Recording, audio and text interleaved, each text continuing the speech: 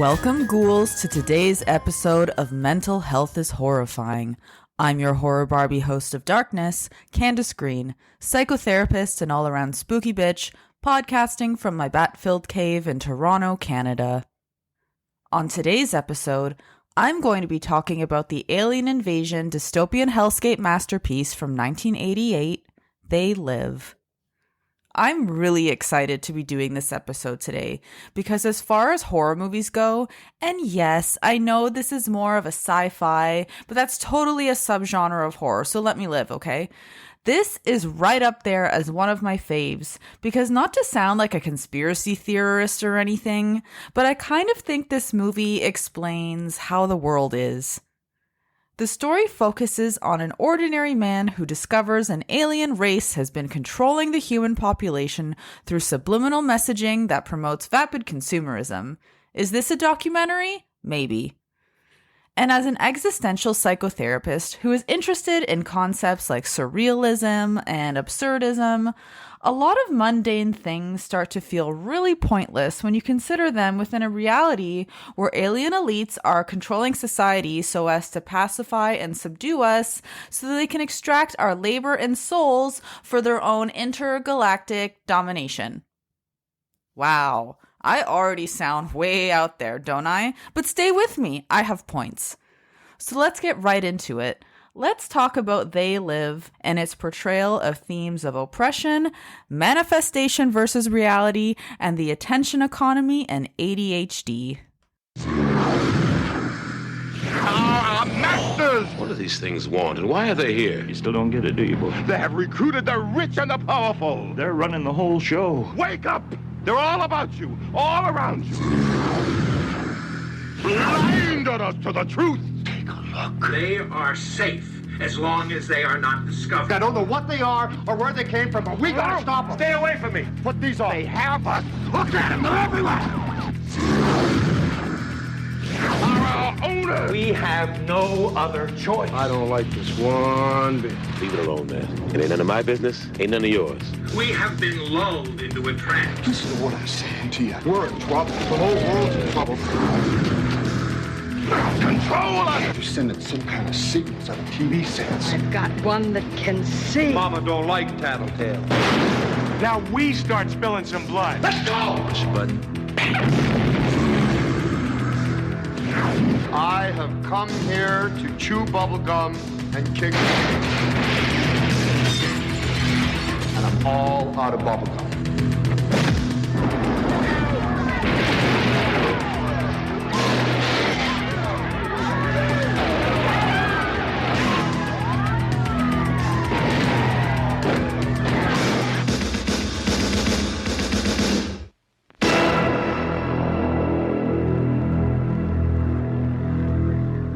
In a not-too-distant dystopian future, we meet Nada, a man who recently lost his job and home due to the economy being in the sewer. Nada comes to Los Angeles in search of work and comes across a street preacher mourning that they have recruited the rich and powerful to control humanity. Nada finds employment at a construction site and is befriended by coworker Frank, who invites him to live in an encampment led by a man named Gilbert. That night, a hacker takes over television broadcasts, claiming that scientists have discovered signals that are enslaving the population and keeping them in a dreamlike state, and that the only way to stop it is to shut off the signal at its source. Those watching the broadcast complain of headaches.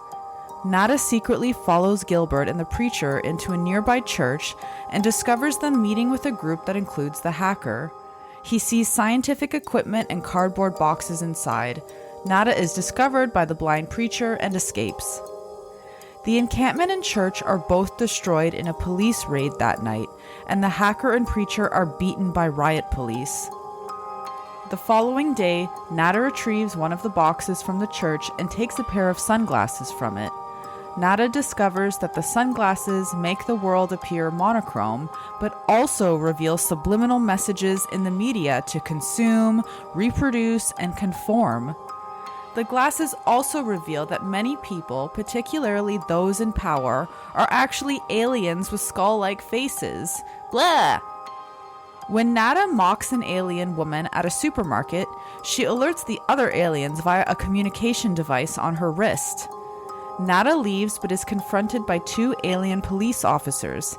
He kills them and steals their weapons. Nada enters a bank where he sees that several of the employees and customers are aliens as well. He kills several aliens with a shotgun and escapes by taking Cable 54 employee Holly Thompson hostage. At Holly's home, Nada tries to get her to try on the sunglasses, but she knocks him out of a window and down a hill and calls the police. The next day, Nada tries to get Frank to put on the sunglasses, but Frank thinks Nada is a murderer and wants nothing to do with him.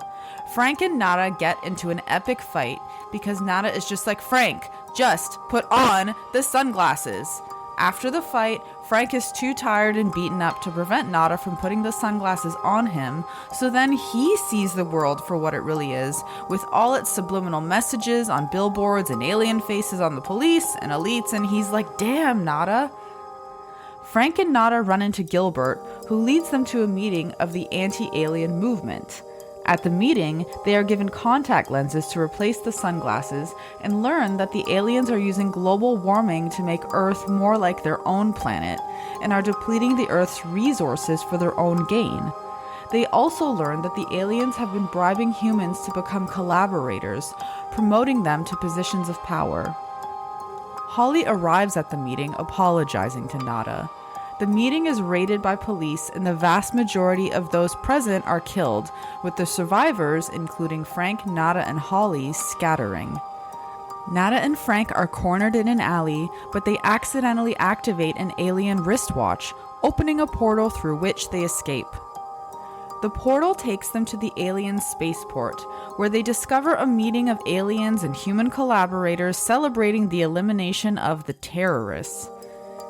They are approached by a former drifter they briefly met in the encampment, now a collaborator, who gives them a tour of the facility.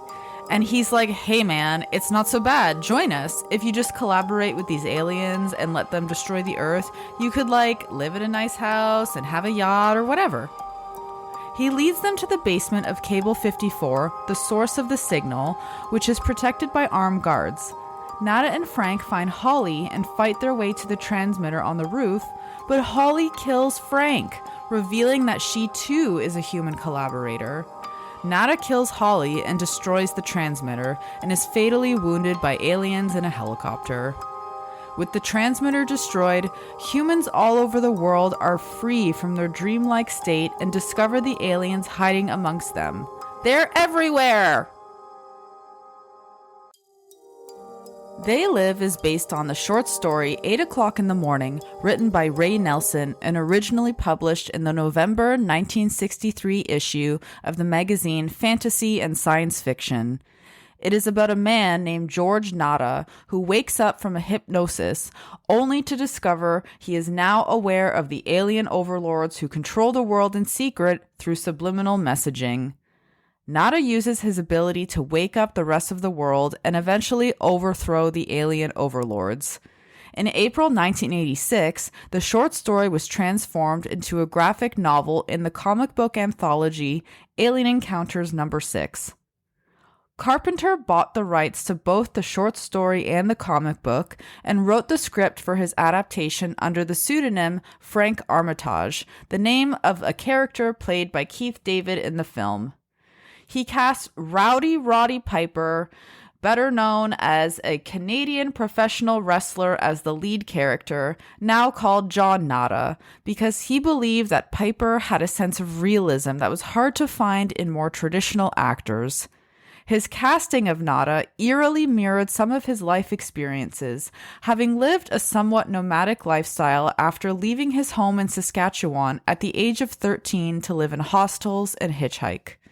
You might remember Piper from his work in the WWF as Rowdy Roddy Piper during the late 80s and 90s as kilt-wearing wrestler whose entrance music was bagpipes, and who himself was also an accomplished bagpipe player. Carpenter cast Piper after meeting the wrestler following his match in 1987's WrestleMania 3.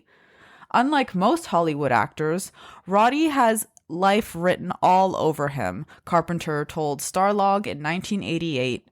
He has been hit so many times that he is really broken up. He even walks funny because his pelvis was shattered and his back was wretched. He is definitely not a pretty boy. He's the toughest guy I've ever met. You could run a truck into Roddy and he would still be standing. Piper's shop-worn physicality won him the role. They Live went on to become a cult classic, in part due to a ridiculously long fight scene between Piper and actor Keith David. This fight scene goes on for a good 6 minutes and is really a nod to Roddy's work as a wrestler, and somehow Keith David was able to keep up with him. He's a tough guy too. You might now know him from credits including 1982's The Thing, also directed by John Carpenter, Pitch Black, Coraline, Armageddon, and Nope. John Carpenter is perhaps one of the biggest names in horror, having directed, written, and composed for absolutely legendary movies like 1978's Halloween and subsequent iterations, The Thing, The Fog, and Christine.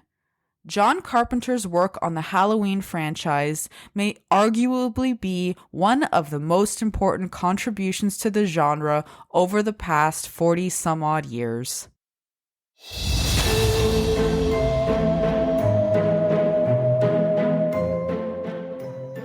I've added a new service offering that I think you spooky ghouls are really going to love. It's called the Horror Concierge, a mental health and horror, tarot reading, and film reco.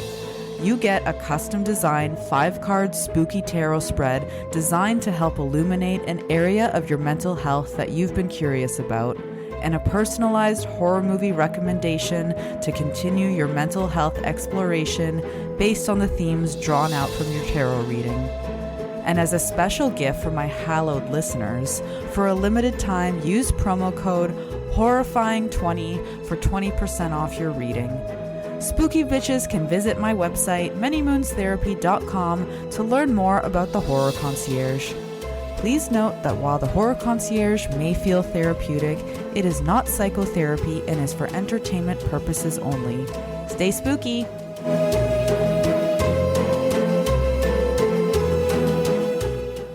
They Live is perhaps best known for that hilarious and extremely long fight scene between rowdy Roddy Piper and Keith David. Cause if you cast a professional WWF wrestler in your movie, wouldn't you utilize his skills to their fullest extent? This scene is a full 6 minutes long, and it's all over the sunglasses that Nada wants Frank to wear, and it really looks like a wrestling match. And I know this because I looked up this information on a wrestling website, but the fight has actual wrestling moves in it, like suplexes, backdrops, drop toe holds, false finishes, and even comeback spots, which are words that I know. John Carpenter was a wrestling fan his whole life and jumped at the opportunity to cast Piper as our working class hero. Any hoodle, so even though They Live might be best known for this outrageous and amazing fight scene, the core of the movie is the invisible factors that control our everyday lives: corporate greed, mindless consumerism, economic inequality, and mass media consumption. Systemic oppression is displayed in several ways throughout the film. Having been released in 1988, Carpenter calls They Live a primal scream against Reaganomics. The term Reaganomics was used to describe a series of policies designed to spur U.S. economic growth between 1981 to 1989 under President Ronald Reagan. It was a period characterized by deregulation and trickle-down economics, which was an approach where resources were focused at the top of the economic food chain, business owners and large corporations, and the idea was that through tax breaks and other economic benefits provided by the government to these upper income levels, there would be increased opportunities for those at the bottom, like frontline workers and lower income homeowners. Yeah. Only by reducing the growth of government, said Ronald Reagan, can we increase the growth of the economy. Reagan's 1981 Program for Economic Recovery had 4 major policy objectives.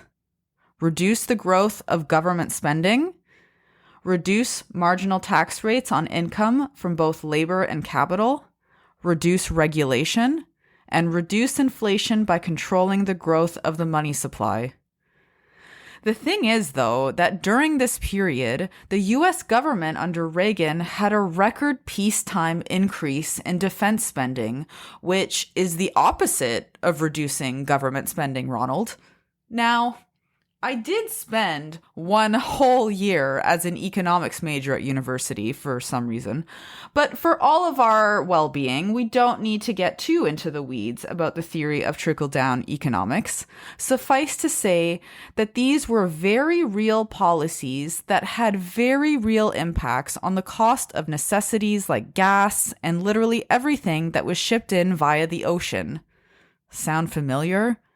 The Consumer Price Index, the most widely used measure of inflation in Canada where I live, rose to 6.8% in 2022, which was a 40-year high. Within that number was a 22.5% increase in energy prices and a 9.8% increase in grocery prices, the fastest pace of increase since 1981, when Reagan took office. This year, we've added an additional 3.3% on top of that. If you are having anxiety today about the increase in the cost of living and goods like food and gas and rent, this may sound familiar to you, and you're definitely not alone. This has very real impacts on our mental well-being, feelings of safety, and even self-worth. In psychotherapy, there is something called an anti-oppressive framework. It is the method and process in which we understand how systems of oppression such as colonialism, racism, sexism, homophobia, transphobia, classism, and ableism can result in individual discriminatory actions and structural inequalities for certain groups in society. Whereas traditional notions of psychoanalysis from people like Sigmund Freud focused on treating so-called disorders originating from inside the mind, i.e., the call is coming from inside the house, more modern approaches invite reality into the room and take into account the relationship between an individual and the world they live in. Like, of course, if a person is gay and they were raised in a homophobic household where their parents threw holy water at them and told them they were evil, they may struggle with their mental health because of this. The cause of their mental distress in this case would be what is called environmental.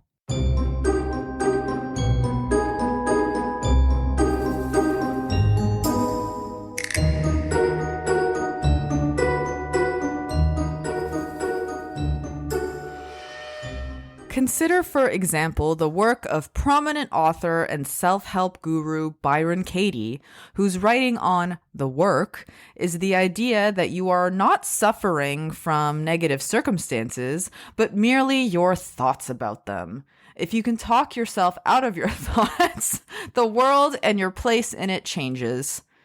This is in line with other popular self-helpy type books like The Secret, which achieved a huge wave of popularity when it came out in 2006, which posits that the secret to a good life is the law of attraction, that you merely just have to think positive thoughts and then poof, good things will come your way and the government will stop foreclosing on your house.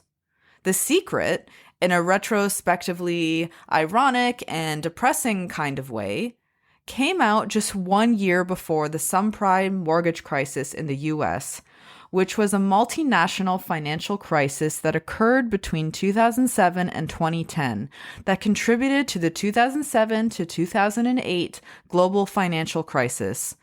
The crisis led to a severe economic recession, with millions of people losing their jobs and many businesses going bankrupt, which was all caused by the sharp increase in high-risk mortgages that went into default, all made possible by, you guessed it, deregulation in the financial industry. To put this into context, I graduated from university in 2008, right into the biggest economic recession since the Great Depression in 1929. I was a young grad, full of hopes and dreams, and jobs were slim pickings at that time, and I was lucky to get whatever shitty job I could get, so that's what I did. I worked in a converted warehouse where occasionally snakes and extremely large forest spiders would enter the building. I'm not making this up. Where I responded to missing journal claims from an academic journal distribution company called Sweats, and I made $27,500 per year. Could I have gotten a better job if only I tried harder, or had a better mindset, or did morning gratitude journaling, or sent balloons into the sky with positive vibes? Was my money mindset to blame for the global economic recession? No! There were huge, evil, corporate, government, systemic factors at play. I made the best of a garbage situation. That's why I struggle so much with this money mindset or manifestation culture we found ourselves in. I see a lot of people just racked with shame that their lives don't look like the highlight reels of their favorite influencer or online coach, and that it's a reflection of their self-worth or ability to hustle or work hard enough or think positively enough constantly or whatever. Look, having a positive outlook on life, your abilities, those around you, and holding gratitude for the blessings you do have are all really beneficial and wonderful things. And living in reality is good too. Or else it's just one big gaslight. If you're not making 6 figures a month, consider the possibility that it's not because you don't believe that wealth is your birthright or you don't believe that money is just a transfer of energy, but that maybe someone is trying to sell you on a pyramid scheme. If you're burnt out from working in tech, consider the fact that maybe it's not because you can't hack it and you're a lazy pile of socks, but that the tech mantra of move fast and break things is intended to make that company as much capital as worldly possible at any expense, and that the thing they don't care about breaking is you, or your mental well-being, and maybe this is unsustainable, so of course you're burnt out because you're a human and not a machine.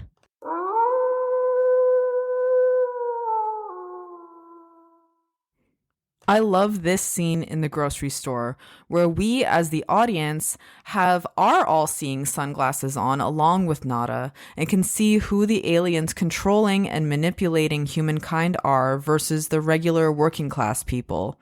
This is a great exchange between one of those alien elites and a regular dude while the news filled with propaganda plays in the store. So depressed. I don't know what to do. Hey, go for it, man. It's easy for you to say you got the promotion. Look, it'll come, all right? Just don't worry about it. The feeling is definitely there. It's a new morning in America. Fresh, vital. The old cynicism is gone. We have faith in our leaders. We're optimistic as to what becomes of it all. It really boils down to our ability to accept. We don't need pessimism. There are no limits. It figures it would be something like this. No matter how hard that foolish mortal in this scene works, he will never get that promotion.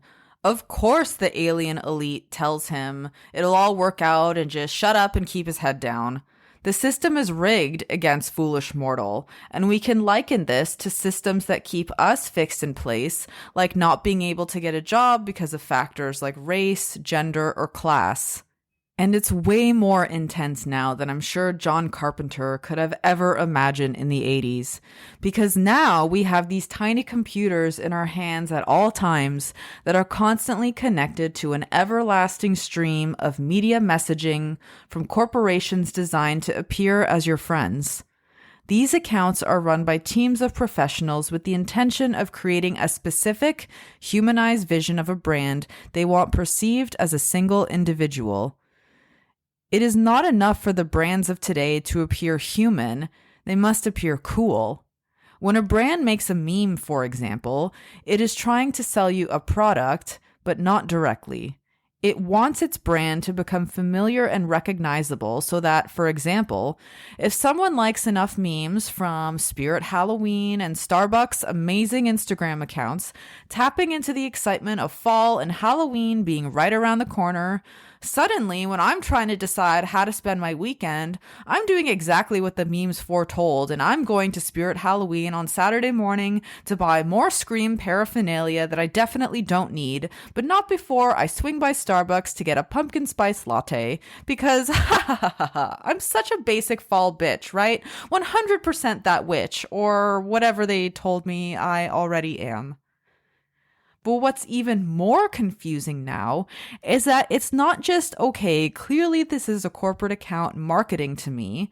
Now we have influencers and micro-influencers and affiliate marketing who appear even more like regular people or friends, like, OMG, she's just like me, except they're being paid to represent the corporate interest of often very large companies. Like, why do I even know about something called the Always Pan by Selena Gomez? I love cooking and food is very important to me, yes, so it makes sense that content involving fancy pans would be served to me, but I'm not even in the market for a pan. I have no less than 3 incredibly heavy, high maintenance as all hell, but incredibly good quality cast iron skillets at home already. One handed down from my husband's grandmother that is well over 100 years old that apparently everyone in the family has been vying for. Well, every food account and apparent influencer I follow seems to have been given this pan and used it and talked about how amazing it is, and it's so cute too, right? It's pink or purple. You love those colors, don't you, Candace? And then suddenly I'm like, shit, should I get this pan that I don't need because the heavy, impractical cast iron skillets take up all the cabinet space? This is marketing through subliminal messaging, just like in They Live. For example, did you love the Barbie movie as much as I did? Did it get you in your feels? Of course it did. Mattel's stock has gone up 30% since March. 5 senior Mattel executives sold 27,800 shares over the past 10 days, according to government filings. The average sale price of $21.21 netted them about $4.2 million. Governments are powerful. Corporations are even more powerful. The media is filled with propaganda, and they want you to buy things. Corporations like Facebook and people like Elon Musk have accumulated more power and influence than governments, and governments have no way of reining them in, and they won't. They have more influence on our lives, decisions, and realities than we can even possibly fathom. So all I'm trying to say is, it's all one big gaslight, so don't you go gaslighting yourself too, and deny that all this noise, all these invisible factors are making you feel some type of way that is perfectly understandable and real. When you find yourself swept up in the I'm not good enough of the rat race and the constant grinding of the gears, throw your phone down a well, slow down, look at a tree or into the face of someone you love, and ask yourself one of my favorite therapy questions. What is the feeling here? What's really going on? Do I feel less good about myself after spending several hours comparing my life to other random online, or maybe even my friends who are sharing their highlight reels, or highly curated corporate images designed to look like real life? Is comparison to others triggering a shame response in me, the feeling that there is something wrong with me? Shame is something that can be triggered at any time, but generally did not begin in that moment. Shame thrives in the dark, when we stay silent and complicit, just like the aliens in They Live want us to. The best antidote to shame is bringing it out into the light and exposing it just like Nada did. He refused to accept the shame he was asked to carry, and even though no one believed him and he got his ass kicked a few times, he endeavored to talk to everyone about it, thus dispelling its power over him. And you don't have to be a bubblegum chewing, ass-kicking hero to dispel the power shame has over you. You can talk about it. You can refuse to keep your shame buried in the dark where it grows, multiplies, and continues to tell you you're not good enough. You're allowed to talk about it, scream about it, and thrust your own shame-destroying sunglasses into the faces and hearts of those who care about you, saying, "Isn't this bullshit?" And now here is my favorite line from They Live. I have come here to chew bubblegum and kick ass. And I'm all out of bubblegum.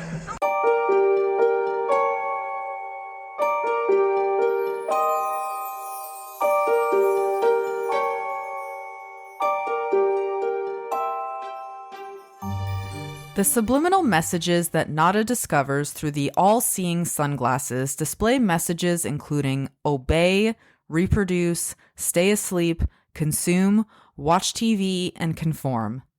If the idea is that receiving these subliminal messages at all times causes the humans to passively live their lives and feel sad and oppressed, we can draw a direct line from the forms of media delivery in the 1980s to today. If They Live were made today, you likely wouldn't choose watch TV as a medium to deliver messages of propaganda to the human race. In the 1980s, however, TV was the dominant medium, and at that time, it was of concern that people, and children in particular, were watching too much of it and that it was rotting their brains. Media delivery has evolved since then, with fewer people simply tuning in to cable TV or news to get their information. Now it's literally in the palm of your hand, available through your smartphone instantly, and not only that, but it's been specifically tailored to you. The content that you receive is tailored specifically to your interests, your worldview, guiding you subliminally and gradually to make decisions that the advertisers want you to make. It's a bit creepy to think about, right?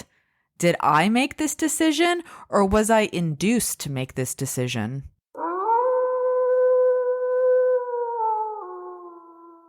It was once the case that we were sold products, but now we are the products being sold to advertisers.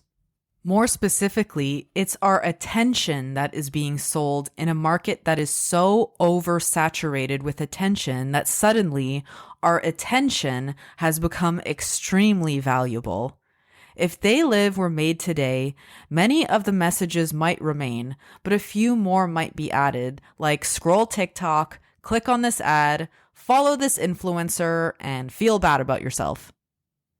The term attention economy was coined by psychologist, economist, and Nobel laureate Herbert A. Simon, who posited that attention was the bottleneck of human thought that limits both what we can perceive in stimulating environments and what we can do. He also noted that a wealth of information creates a poverty of attention, suggesting that multitasking is a myth. Later, in 1997, theoretical physicist Michael Goldhaber warned that the international economy is shifting from a material-based economy to an attention-based economy, pointing to the many services online offered for free. As fewer people are involved with manufacturing and we move away from an industrialized economy, emerging careers work with information. Although the information economy is a common name for this new state, Goldhaber rejects this. Information is not scarce, attention is. In the attention economy, attention is not only a resource but a currency. Users pay for a service with their attention. Today, the dynamics of the attention economy incentivize companies to draw users in to spend more and more time on apps and sites. Designers who create sites and apps understand that their products vie for the limited resource of users' attention in a highly competitive market. So what has this done to our mental health? Well, for one thing, rates of ADHD have skyrocketed in both adults and children. A recent study published in the Journal of the American Medical Association found a statistically significant link between frequent social media use and attention deficit hyperactivity disorder, also known as ADHD. The study, conducted by the University of Southern California, followed 2,800 high school students over the course of 2 years. Those chosen to participate had no previous association with ADHD. Scientists found that those with a higher social media use were 53% more likely to experience new ADHD symptoms. This is very interesting to consider in the context of today's world, because ADHD has traditionally been thought of as being genetic in origin and as beginning in childhood. However, the diagnostic manual outlining the criteria for diagnosing ADHD, the DSM, in its 50-year history has been significantly updated 5 times in 1968, 1980, 1987, 1994, and most recently in 2022. It wasn't until the second edition was published in 1968 that a disorder resembling ADHD appeared in the DSM. The hyperkinetic reaction of childhood was defined as a type of hyperactivity. With the publication of DSM-3 in 1980, the disorder was reconceptualized with a focus on problems with attention, impulsivity, and hyperactivity, and was renamed attention deficit disorder, with or without hyperactivity. The term attention deficit hyperactivity disorder was introduced in DSM-4, with the controversial elimination of ADD without hyperactivity. With the publication of DSM-5, the term ADHD was retained along with the introduction of 3 specific subtypes, predominantly inattentive, predominantly hyperactive impulsive, and combined, defined by the presence of excessive symptoms of inattention and/or hyperactivity impulsivity. There is a lengthy diagnostic criteria for ADHD, and someone can only be diagnosed by a licensed doctor. But in general, the symptoms of ADHD include inattention, not being able to keep focus, hyperactivity, excess movement that is not fitting to the setting, and impulsivity, hasty acts that occur in the moment without thought. The point that I was trying to make by giving you a little DSM history lesson is that the disorder was first given symptomatology in 1968. At that time, social media didn't even exist. The internet didn't exist, and neither did smartphones. Life was very different at that time, and taking back into account an anti-oppressive and relational lens to psychological work, we must consider the impact that one's environment has on their mental well-being. Symptoms don't just fall within one diagnostic criteria. There's lots of crossover between different experiences and diagnoses. So trying to understand what has become of our attention and how we are relating to this new world around us is a very complicated thing when we're thinking about criteria that was developed way back in the 60s.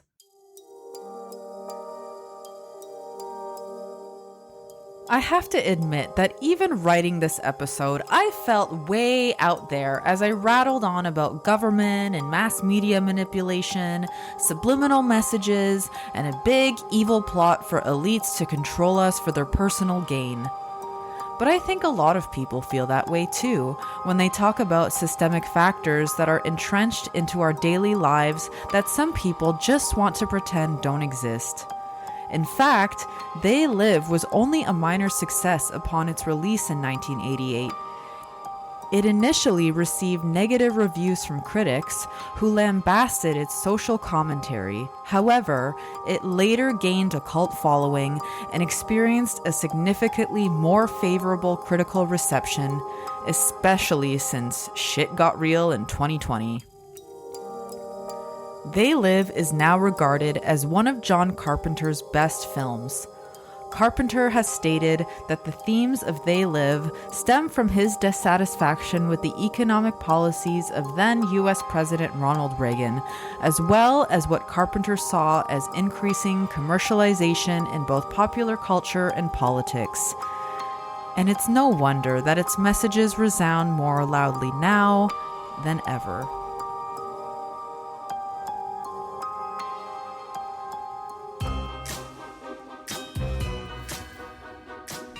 And that, my ghouls, is the story of They Live. Thank you for journeying into the depths with me today, and I hope to find you in the darkness again soon. Be sure to check out the show notes for the resources I used to put together today's episode. Visit my website, manymoonstherapy.com, to order the Horror Concierge, a mental health and horror tarot reading and film reco.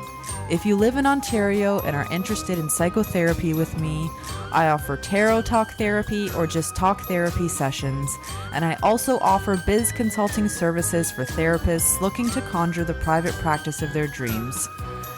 You can follow me on Instagram at manymoonstherapy, and you can also learn more about me and my services through my website, manymoonstherapy.com. Or you can also howl at the moon and I will hear your call. Bright blessings.